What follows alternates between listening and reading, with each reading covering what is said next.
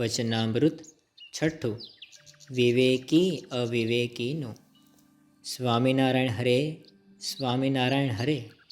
સંવત 1876ના માગશર સુધી નવમીને દિવસ શ્રીજી મહારાજ શ્રી ગઢડા મધ્યે દાદા ખાચરના દરબારમાં વિરાજમાન હતા અને સર્વશ્વેત વસ્ત્ર ધારણ કર્યા હતા અને પોતાના મુખારવિંદની આગળ મુનિ તથા દેશ દેશના હરિભક્તની સભા ભરાઈને બેઠી હતી.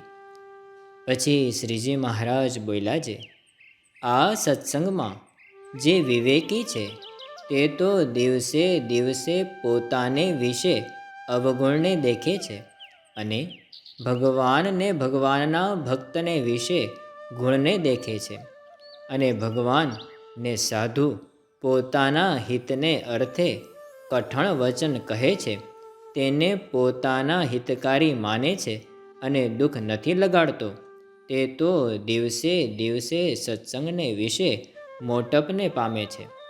અને જે અવિવેકી છે તે તો જેમ જેમ સત્સંગ કરે છે અને સત્સંગની વાત સાંભળે છે તેમ તેમ પોતાને વિશે ગુણ પરઠે છે અને ભગવાનને સંત એનો દોષ દેખાડીને એની આગળ વાત કરે છે. તે વાતને માને કરીને અવળી લે છે અને વાતના કરનારાનો અવગુણ લે છે. તે તો દિવસે દિવસે ઘટતો જાય છે અને સત્સંગમાં પ્રતિષ્ઠાહીન થઈ જાય છે.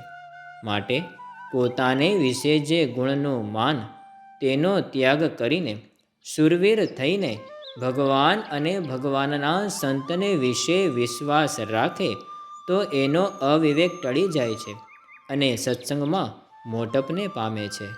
ઇતિ વચનામૃતમ ગઢડા પ્રથમ પ્રકરણનું છઠ્ઠું જે તે થયું.